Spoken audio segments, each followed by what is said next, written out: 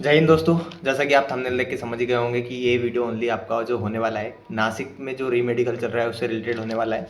और जैसा कि आपने देखा कि 45 के 45 बंदों को आउट किया है 31 तारीख को।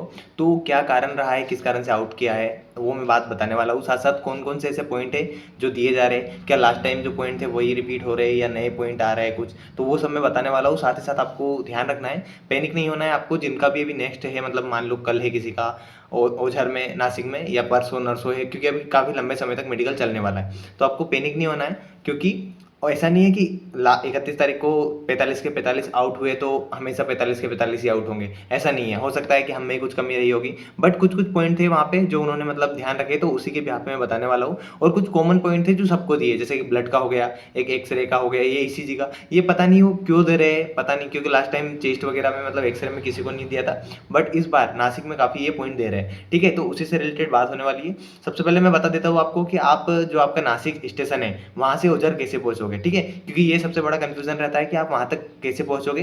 तो सबसे पहले जैसे ही आप उतरोगे नासिक स्टेशन उतरते ही आप जैसे 1 नंबर प्लेटफॉर्म 1 की तरफ से बाहर निकलोगे ना, वहीं पे आपको बस स्टैंड देखने को मिलेगा, जिसमें कि ग्रीन और व्हाइट कलर की एक सीएनजी करके बस चलती है, सीएनजी से चलती है वो बस, वो मिलेगी। उस पर नंबर रहेगा 208 और 240।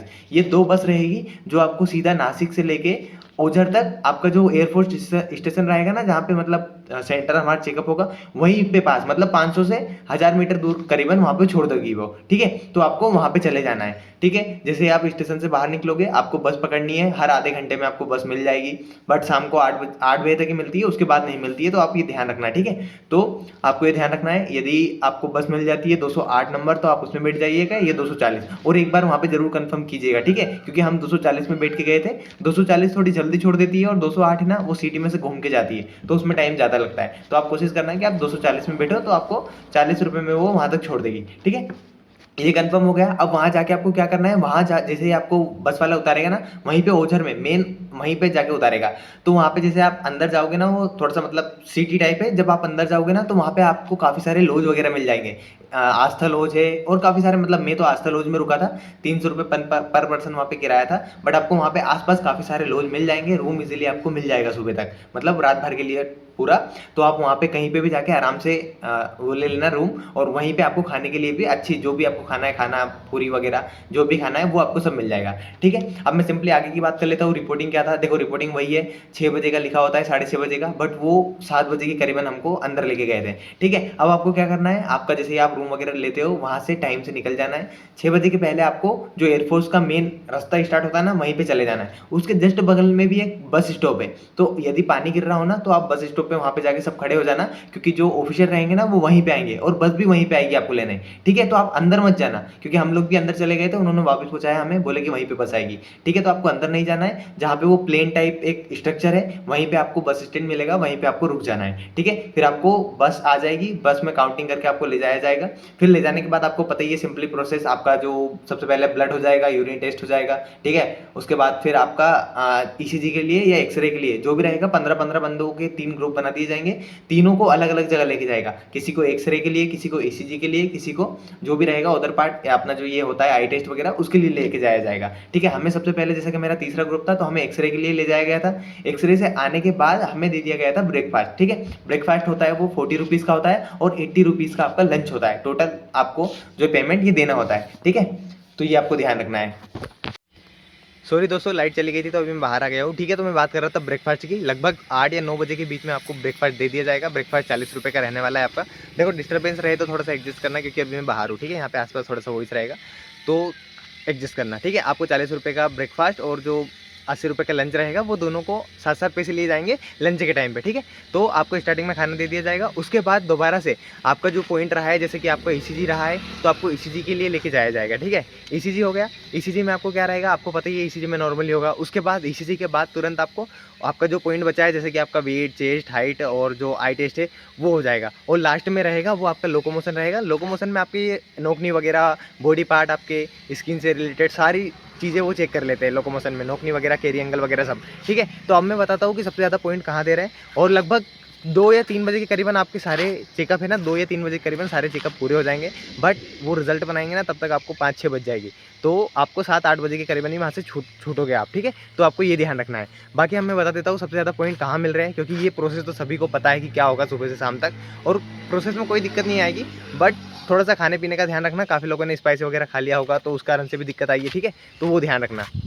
अब बात कर लेते हैं सबसे ज़्यादा पॉइंट आखिरकार मिल कहाँ रहा है। देखो, सबसे पहला पॉइंट आ रहा है स्किन से रिलेटेड। यदि आपको थोड़े बहुत भी, जैसे कि मेरा दोस्त है एक, उसको बचपन से ही मतलब कुछ कुछ धब्बे थे पीठ पे, तो उसका भी उसे पॉइंट दिया है। एक फंगस इन्फेक्शन का हो गया, एक चिकन पॉक्स का हो गया, या पिंपल्स वगैरह है आपकी स्किन वगैरह पे, मतलब पीछे पीठ वगैरह पे या कहीं पे भी, तो इसका सबसे ज़्यादा पॉइंट दिया जा रहा है। और मोस्टली मैं देखूँ ना, तो यदि छोटा भी उनको कुछ भी दिखा, मेरा एक दोस्त है वो लास्ट टाइम क्लियर था, उसको एकदम मतलब जैसे किसी किसी की स्किन रहती है ना, वाइट थोड़ी सी रेड रहती है, उसकी नेचुरल स्किन ऐसी है, बट उसे उसका पॉइंट दे दिया है, ठीक है। तो आपको पैनिक नहीं होना है, वो पॉइंट इजीली क्लियर होगा वहाँ पे जाके, उसके लिए इतना पैनिक नहीं होना है, रीमेडिकल में वो इजीली क्लियर हो जाएगा, ठीक है। बाकी एक पॉइंट रहा है एक्सरे का। आपको पता है एक्सरे का मैंने 28 तारीख का रिव्यू लिया था, जैसा कि मेरा तो 31 को था, बट 28 तारीख का मैंने रिव्यू लिया था, तो उन्होंने कहा था कि एक्सरे में भी काफ़ी सारे पॉइंट दे रहे हैं। तो एक्सरे में मतलब लगभग ये मानो आप 45 में से 30 से 35 बंदों को एक्सरे का पॉइंट दिया है। और क्या पॉइंट दिया है? सबको लगभग सेम। जो हमारी यहाँ पे चेस्ट में ये होती है ना, क्या बोलते हैं इनको, बोन्स, इधर की साइड दोनों, उनका दिया है कि बोले कि ये बोन आपकी मिसमैच है, या मतलब ठीक से नहीं है, बैलेंस नहीं है, उसका पॉइंट दिया है। और लगभग हर बंदों को सेम दिया है, ठीक है। और तीसरा पॉइंट आ रहा है ब्लड से रिलेटेड। ब्लड से रिलेटेड पता नहीं वो एक जैसा पॉइंट सबको लिख के दे रहे हैं या क्या कर रहे हैं। जैसे कि मैंने आसपास वालों बंदों से पूछा था, तो हमको 3-4 लोगों को सेम ही पॉइंट मिला है, ठीक है। तो ये पॉइंट हो रहे हैं, मेन पॉइंट ये हो रहे हैं। तो आपको थोड़ा सा ये ध्यान रखना है, खाने पीने का थोड़ा सा ध्यान रखना, क्योंकि काफ़ी लोग स्पाइसी वगैरह खा रहे होते हैं ना, तो इस कारण से वहाँ पे दिक्कत हो जाती है। और पानी सफिशिएंट पीना मेन उसका रहता है। और किसी भाई को यूरिन में भी मिला है, यूरिन का भी मतलब पॉइंट दिया है, तो आपको थोड़ा सा पानी वगैरह का ध्यान देना है। यदि आप पानी नहीं पियोगे ना, तो यूरिन में दिक्कत आएगी आपके टेस्ट में, ठीक है। उसके बाद हो गया आपका क्या रहा, और एक जो मेन पॉइंट रहता है ईसीजी का। आपको ईसीजी का तो पता ही है कि जब उनको कुछ नहीं मिलता है तो वो ईसीजी का तो छाप ही देंगे, ठीक है। तो कुछ कुछ लोगों को 3 पॉइंट, कुछ को 4, कुछ को 1 भी मिला है, कुछ को 5 पॉइंट भी मिले, तो ऐसे पॉइंट दिए जा रहे हैं। बट मैंने देखा है इस बार जो पॉइंट नासिक से दिए गए हैं ना, वो ऐसे पॉइंट है नॉर्मली कि इजीली क्लियर हो जाएंगे। कुछ भाई लोगों को है पॉइंट ऐसे कि जो कि थोड़े टफ है मतलब क्लियर होना, क्योंकि वो नेचुरल है। जैसा कि मेरा एक दोस्त है, उसको यहाँ पे थोड़ा सा जो चेस्ट रहता है ना, उसकी थोड़ी सी हड्डी बाहर है, मतलब वो इजीली ऊपर से देखने में दिखती है, तो वो हो सकता है वो थोड़ा सा टफ रहे क्लियर होना। बट बाकी जो नॉर्मल पॉइंट दिए जा रहे हैं स्किन से रिलेटेड, ये सारे क्लियर हो जाएंगे। ईसीजी का भी हो जाएगा, एक्सरे का भी होगा, क्योंकि एक्सरे को आप देखो ना, 35 बंदों को एक्सरे में दिया है। और लास्ट टाइम वाले जो लास्ट टाइम पास थे, उनको भी एक्सरे में दे दिया है। मैं एक्सरे में पास था, मुझे भी वही दे दिया है। आई टेस्ट का और बता देता हूँ मैं, आई टेस्ट एकदम नॉर्मली हो रहा है, ठीक है। आई टेस्ट में बस आपको ध्यान रखना है कि जो आपका आई टेस्ट है, वो वहाँ पे आपको पैनिक नहीं होना है। इतनी आराम, मतलब इतना टाइम देंगे आपको, वो आराम से पढ़ो आप। मतलब यदि आप 1 मिनट में सही से पढ़ रहे हो ना, मतलब 1 मिनट में नहीं, 1 मिनट तक आपका टेस्ट चलेगा आई टेस्ट। उसमें आप मतलब स्क्रीन वगैरह चेंज कर देते हैं, वहाँ पे चार्ट नहीं है, वहाँ पे टीवी है, ठीक है। तो वो चेंज करते रहते हैं, बट आपको ध्यान से पढ़ना है। 6 बाई मेरी 6 लेफ्ट आई रही थी, राइट आई में 6/9 थी, और मेरा प्रिस्क्रिप्शन में लेके गया था, तो उस कारण से आई टेस्ट अच्छा हो गया। और वो भी काफ़ी सपोर्टिव थे। मैंने 1-2 नंबर, मतलब 1-2 जो वर्ड रहते वो गलत भी बोले थे, उसके बाद भी उन्होंने काफ़ी हेल्प की थी, ठीक है। तो भाई जो सबसे पहले तो जिनका भी नेक्स्ट है अभी मेडिकल, उनको पैनिक नहीं होना है, ध्यान रखना, क्योंकि पैनिक होने से कुछ नहीं होगा। बस आप अपने अच्छी से तैयारी करके जाओ थोड़ा सा, मतलब। और ये वैक्स वगैरह क्लीन करवा के जाना, क्योंकि इसका भी पॉइंट बहुत जल्दी देंगे यदि आपका वैक्स वगैरह क्लीन नहीं है तो कान का, ठीक है। और थोड़े से प्राइवेट पार्ट वगैरह के आपके जो हेयर वगैरह है वो रिमूव करके जाना, ठीक है। और अब मैं बात कर लेता हूँ रीमेडिकल से रिलेटेड। देखो, रीमेडिकल का आपको पता ही है कि 3 से 4 दिन और मैक्सिमम 15 दिन भी लग सकते हैं, ठीक है, क्योंकि वहाँ पे अलग अलग पॉइंट दिए जाएंगे।